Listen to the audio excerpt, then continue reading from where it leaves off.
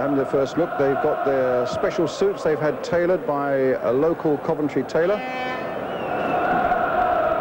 Ray Clements was saying at the lunch we had yesterday that the first sight when you come up that tunnel, the noise is absolutely fantastic. Not so much now. There's big John Sillett, the 50-year-old chief coach, with Greg Downs on the left, the left back. He has one of the more curious pre-match meals, a bowl of rice pudding. Let's see what that does for him today.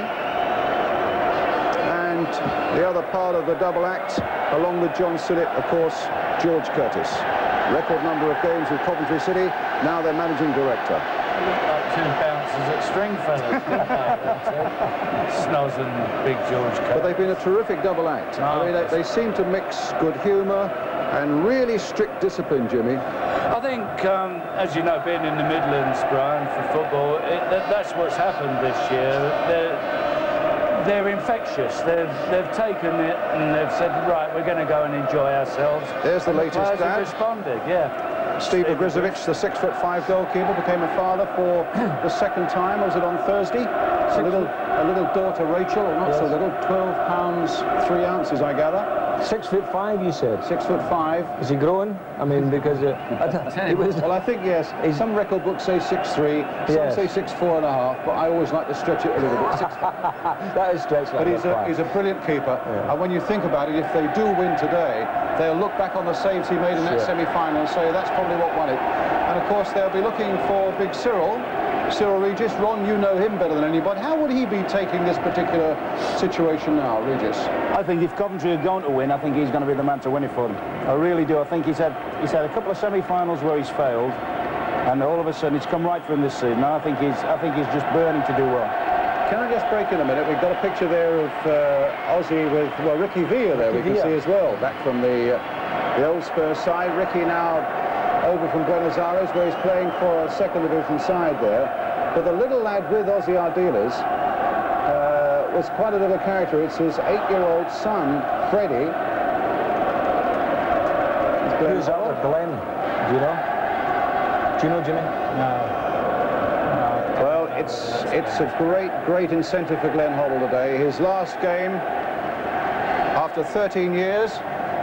And I can see Ray Clements on the pitch with his young son as well. In the middle of the picture there, you can see his young son Stephen, looks 8 years old. It's a family day out then for Tottenham, isn't it? Bringing the kids and along. It's a nice touch, actually. Yes. Ozzy has brought his young son Freddie. Freddie Ardiles. There he is, yes. And the news I have really for you Tottenham fans is that Freddie is an Everton fan. And what really upsets Ozzy, I think, also, is that his elder son, Pablo, is a Liverpool fan. So it'll give you some idea of the influence that Ozzy has on his own family. But isn't that a lovely sight? Yes. Glorious. Yeah. I think Ray felt that Stephen had never seen him play at Wembley. And here was a chance, really, and I think it's great that Spurs should have allowed it, and that the Wembley authorities and the FA should have allowed it.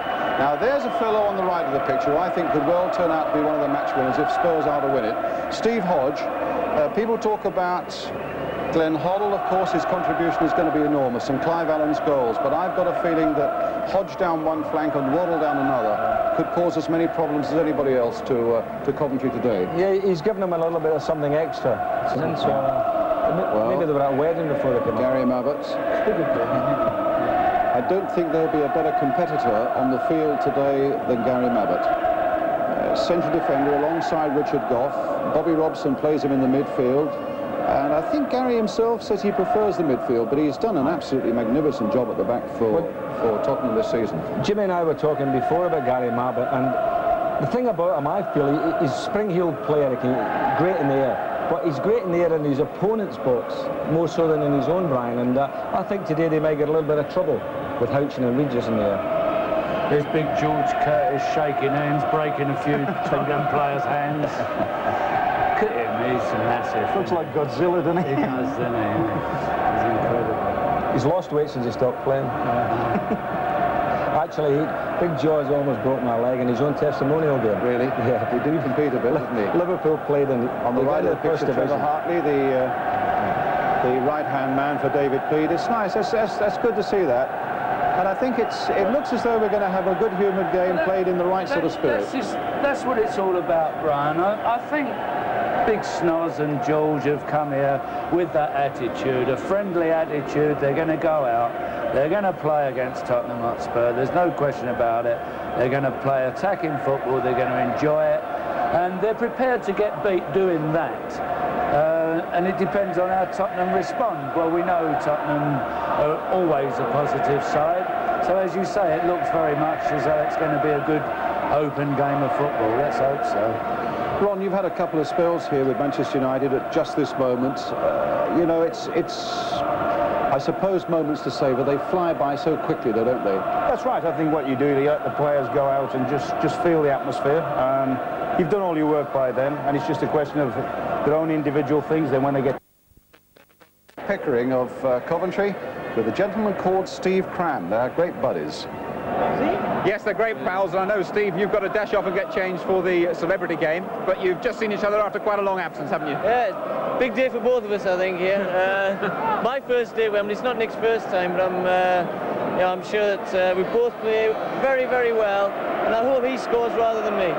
Nick, Steve's telling me it used to be something of a runner yourself. Yeah, not really standard though. In professional football, I'm not bad, like long distance and that, but just looking forward to running on this pitch today, you know. And Steve, I know that one or two people come here and they say they'd sacrifice anything to play here. In fact, Elton John said to us when he was chairman at Watford. What about you as a runner? I could sacrifice my career here this afternoon, I think, but Daly's promised me, he's on the other team, that we're going to just let each other walk by. Right. So, should be a good game though. What do you feel about the proper game? Looking forward, you know, I'm glad we're here now and very excited. I've just seen all the family there in the corner in the seats and just looking forward to it now. Going to say one word for his old team and my team. Good luck to Sunderland tomorrow. Yeah. You've said it. Just say one thing. I received a lovely telegram of Bob Stoker. Thanks a lot, Bob, you're watching. Get the lads wound up and hope you do it. Smashing. Thanks very much, fellas. Let's join Glenn Hoddle with Elton. Thanks, Jim. They've never been here in 104 years. Well, this one's for you, Danny. That must refer to little Danny Thomas, who had such a horrendous injury to his right knee in mid-season. And talking to him earlier in the week, he feels he might be playing again come Christmas.